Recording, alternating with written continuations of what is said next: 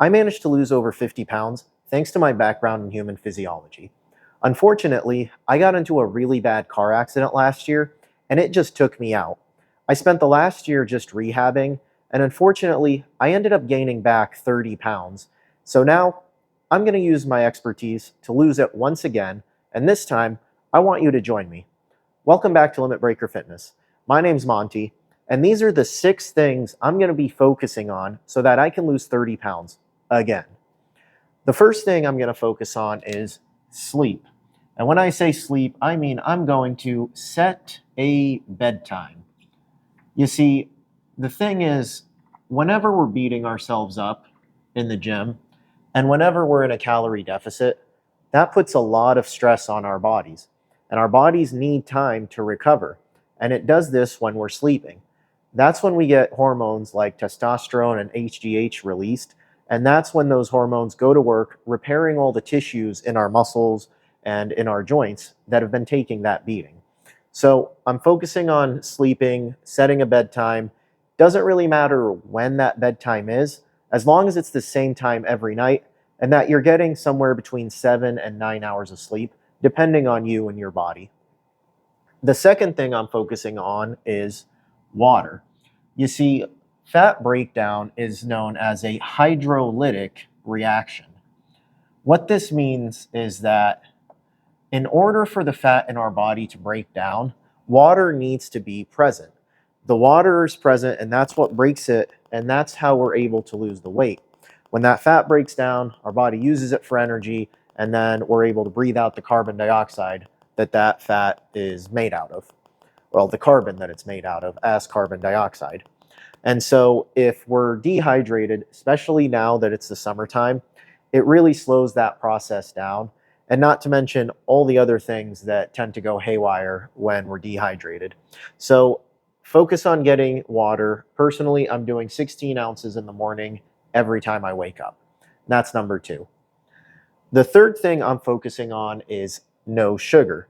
Now, when I say no sugar, I'm talking about processed sugars. I'm not talking about all carbohydrates.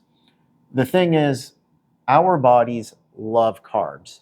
It's always using a mixture of carbs and fats for energy. And especially whenever we're exercising, our body loves to use a lot of carbs during exercise and any kind of high intensity activity. And so, in order to make sure that we're getting the most out of our workouts, we want to have enough carbohydrates in our system. That means good carbs, things like potatoes, rice, pasta, all those starchy carbs are great. We just got to be mindful of how much we're getting in. So that's number 3. The fourth thing we're going to focus on is having a veggie with every meal. And this is just for the nutrition and the satiation. Basically, the more veggies that you have in the meal, the less hungry you're going to be afterwards. There's a lot of fiber in there, there's a lot of water, things that keep you full, that keep you from going to grab the snacks. And vegetables, most of them are pretty low calorie, despite how much volume that they're going to be putting in. So it's not really a hack per se, but it's as close as you can get. Lots of veggies with every meal.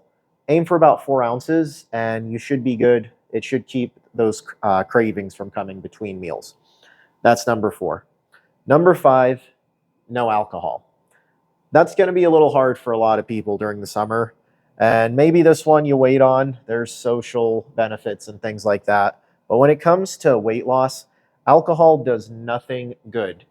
First, it's going to have a ton of calories. And second, it's going to decrease our inhibitions.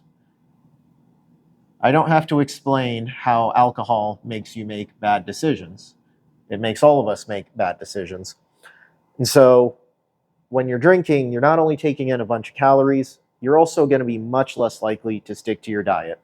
And if it's important to you, then you can find ways to get lower calorie options and then try to will your way into sticking to your diet. But the best way to do it is to just cut it out completely if getting lean is the goal. So that's number 5. And finally, number 6 is a training program, not workouts. What's the difference? If I'm going to the gym, why am I training instead of working out.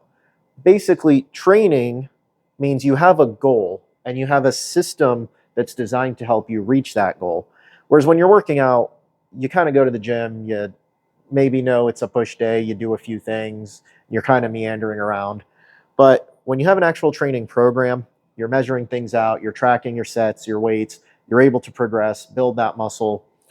It's just, you're going to speed run the progress, especially because it gets you focused. So that's number 6. And here's the great thing about the training program. If you just use the link down below, you can schedule a one-on-one meeting with me and we can figure out what kind of training program you need. And it's completely free of charge. We'll get on a video call for about 20 minutes, go over your goals and see where you need to go. I'll point you in the right direction, or maybe I'll even make you a custom program for free. Just kind of depends on where you're at. So that's it. I'm trying to lose 30 pounds again, get down to about 175. And these are the things I'm focusing on. Notice how I didn't say anything like counting macros or counting calories or anything like that. All that stuff works, but it's a lot more advanced and takes a lot more work. Whereas we want to focus on building these habits. And then once we start hitting a plateau, then we can focus on some of that other stuff. And well, that's basically all I got for you. I'll see you next time, guys. Hit the link if you want to go ahead and get in my schedule. We'll work together again, free of charge. I just want to get you on the right track. So see you later.